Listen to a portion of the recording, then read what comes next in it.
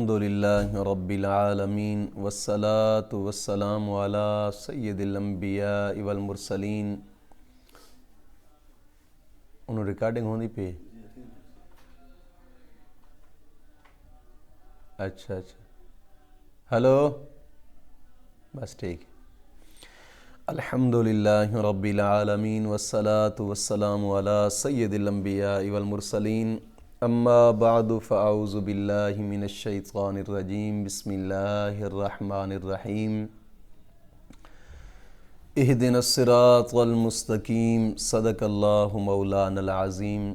روحانی پاورفل وظائف میں سے آج ایک اہم سبق دوستوں کی نظر کرنا ہے، جو کہ جلد شادی کے لیے ایک خاص وظیفہ ہے، اور اس وظیفے کی چند شرائط ہیں، اور شرائط بھی انوکھی شرائط ہیں، اس لیے ان شرائط کو غور سے سمجھیے گا۔ پھر انشاءاللہ العزیز اس اسم اعظم کو پڑھیں۔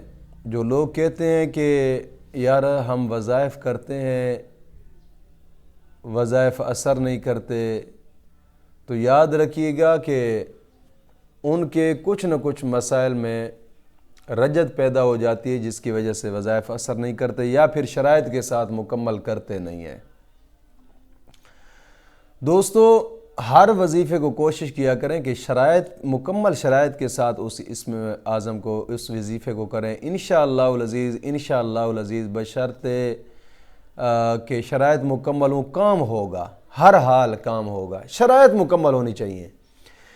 جن کی جو شرائط مکمل نہیں کرتے پھر اس کا نقصان ہوتا ہے۔ ایک تو رجت پیدا ہو جاتی ہے، اور جب رجت پیدا ہو جاتی ہے پھر وظائف کرتے رہتے ہیں، وہ وظائف اثر نہیں کرتے۔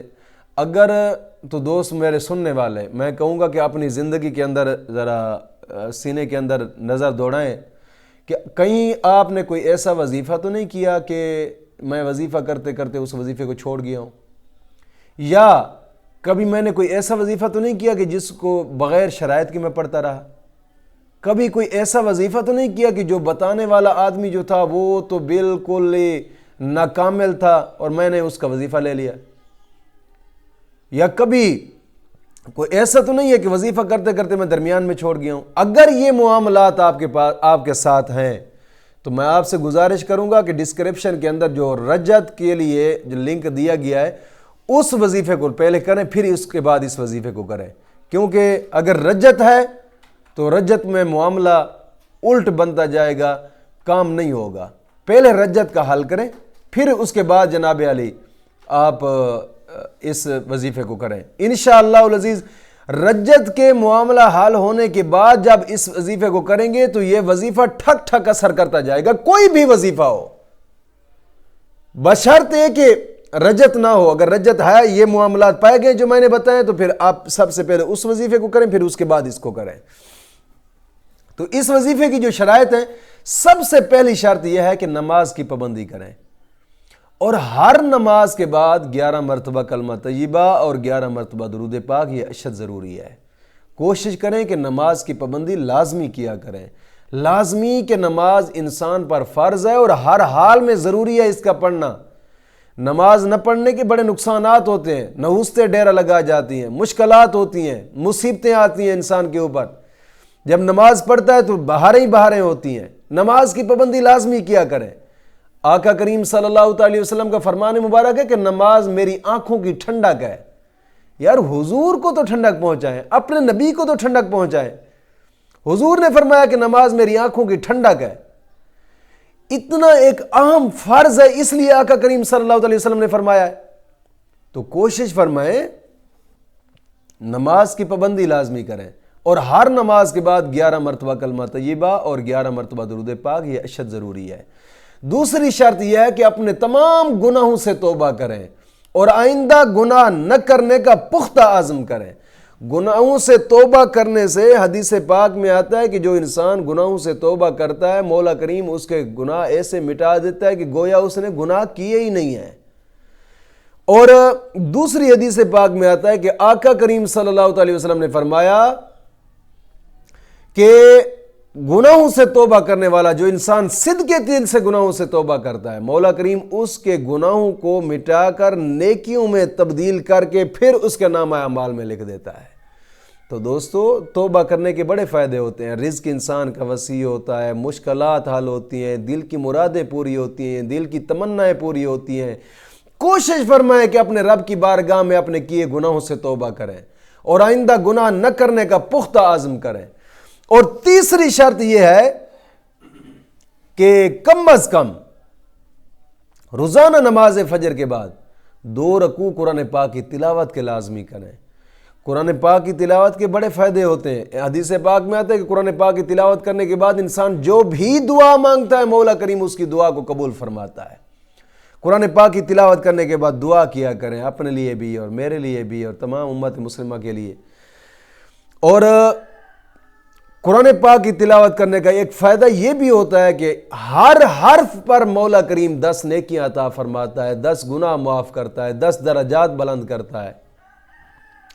اور قرآن پاک کی تلاوت کرنے کے اور بھی بہت زیادہ فائدے ہوتے ہیں۔ جہاں تلاوت ہوتی ہے نحوست نہیں ہوتی، جادو ٹونے نہیں ہوتے، مشکلات حل ہوتی ہیں۔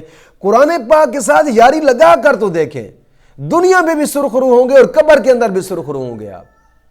اور اس وظیفے کی اگلی شرط یہ ہے کہ صدقہ لازمی کریں، لازمی صدقہ کریں، اگرچہ تھوڑا ہی کیوں نہ ہو، صدقہ لازمی کیا کریں۔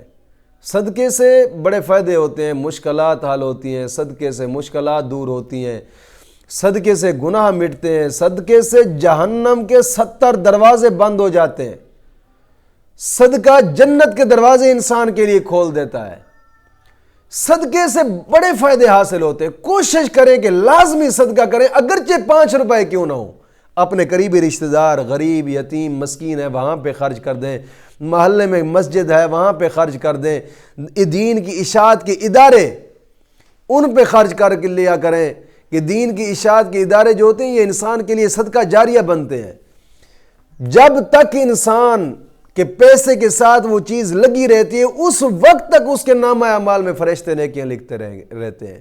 کوشش فرمائیں کہ دین کی اشاعت کے ادارے، جس طرح اب ہمارا ادارہ ہے، درسگاہ زیر تعمیر ہے، کوشش فرمائیں کہ اس مقدس کام میں بھی اپنا حصہ ڈالیں۔ حدیث پاک میں آتا ہے مسجد کے اوپر جس نے آدھی اینٹ بھی خرچ کر دی نا، مولا کریم اس کا بھی محل جنت میں بنا دیتا ہے۔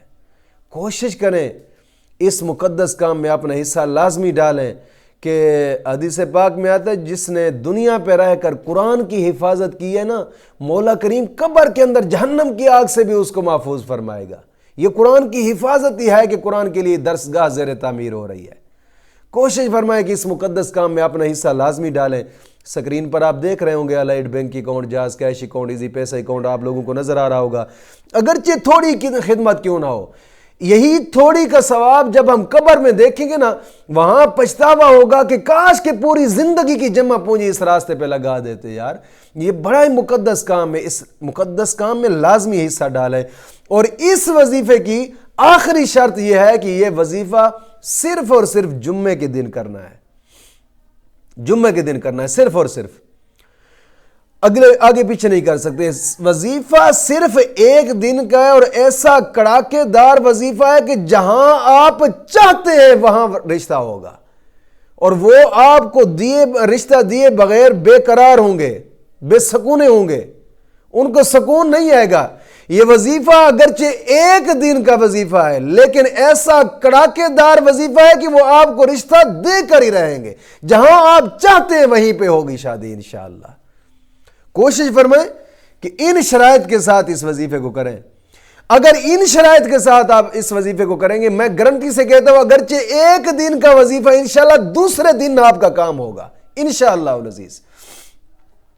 تو جس کی شادی نہ ہو رہی ہو، مشکلات ہیں، رکاوٹیں کئی قسم کی رکاوٹیں ہیں، کوئی آدمی نہیں مان رہا، یا کوئی روحانی رکاوٹیں ہیں، یا کوئی اور مسائل ہیں جن کی وجہ سے رکاوٹیں ہیں، یا غربت کی رکاوٹیں ہیں، جس طرح کے لوگ آج کل کے کہتے ہیں یار میں نے تو رشتہ وہاں کرنا ہے جو پیسے والا آدمی ہو۔ ہر کسی کی تمنا ہوتی ہے کہ پیسے والے آدمی کا، حالانکہ دین کہتا ہے کہ آپ رشتہ وہاں دیکھیں، سب سے پہلے دین دیکھیں کہ وہ آدمی دیندار کتنا ہے، دیندار دیکھیں، دیندار دیکھ کر پھر اس کے بعد دیکھیں کہ وہ دین پر عمل کیا کرتا ہے، کتنا کرتا ہے. پھر تیسرے نمبر پہ دیکھیں اس کے رنگ و صورت کیسی ہے، شکل و صورت کیسی. چوتھے نمبر پہ دیکھیں کہ اس کے پاس دنیا اتنی ہے کہ نہیں ہے کہ مجھ سے دو ٹائم کی روٹی دے سکے گا یا نہیں. یہ شرائط ہوتی ہیں دین کی، لیکن لوگوں نے الٹ شرائط بنا رکھی ہیں. تو جس کی رشتہ نہ ہو رہا ہو، کسی قسم کی بھی کوئی رکاوٹ ہو، تو نماز جمعہ پڑھنے کے بعد جہاں نماز جمعہ پڑھیے وہیں بیٹھ جائے. وہیں بیٹھ کر سب سے پہلے 3 مرتبہ درود ابراہیمی پڑھے، وہ نماز والا درود. 3 مرتبہ درود ابراہیمی پڑھ کر پھر 1000 مرتبہ ان اسم اعظم کو پڑھنا ہے. یا احد، یا حفیظ، یا ودود، یا احد، یا حفیظ، یا ودود، 1000 مرتبہ پڑھنا ہے. پھر 3 مرتبہ درود ابراہیمی پڑھنا ہے. نماز جمعہ پڑھنے کے بعد وہیں پہ بیٹھ جائے اور وہیں پہ بیٹھ کر ہی اس کو پڑھے. اور یہ تو مرد کے لیے تھا، کیونکہ جمعہ مرد کے اوپر فرض ہوتا ہے، عورت کے اوپر تو جمعہ فرض نہیں ہوتا، لہٰذا عورت کیسے پڑھے گی؟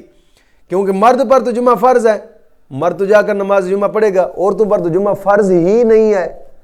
اکثر اوقات ایسا بھی ہوتا ہے کہ مولویوں نے جمعے فرض قرار دیے ہوتے ہیں عورتوں پر بھی، صرف چندے کے لیے. حالانکہ نبی کی شریعت کہتی ہے کہ عورت پر جمعہ فرض نہیں ہے. عورت جمعہ فرض نہیں ہے، عورت ظہر کی نماز ہی اپنے گھر کے اندر پڑھے گی جمعے والے دن. کیونکہ جب فرض ہی نہیں ہے، اللہ رسول نے عورت کے اوپر جمعہ فرض نہیں کیا، تو ہم کون ہیں جمعہ فرض کرنے والے عورت کے اوپر؟ بس اپنے چندے کی خاطر کچھ لوگ کر لیتے ہیں. تو بہرحال ان ایسے پناہ مولا کریم پناہ عطا فرمائے کہ دنیا کی خاطر دین کو موڑنا. تو جو عورتیں اب یہ کریں گی کہ جن ظاہری بات عورتوں پر جمعہ فرض نہیں ہے، اب یہ گھر کے اندر نماز ظہر پڑھیں جمعے والے دن. نماز ظہر پڑھ کر وہیں مصلی رسول پہ بیٹھ کر اس وظیفے کو کریں. اور اول آخر درود ابراہیمی 3 مرتبہ، درمیان کے اندر 1000 مرتبہ یا احد، یا حفیظ، یا ودود. اس وظیفے کو 1000 مرتبہ کریں. اگرچہ ایک دن کا وظیفہ ہے، میں گارنٹی دیتا ہوں انشاءاللہ العزیز ہر قسمی رکاوٹ دور ہو کر جہاں چاہتے ہیں انشاءاللہ شادی ہوگی. مولا کریم دین متین کی سمجھ عطا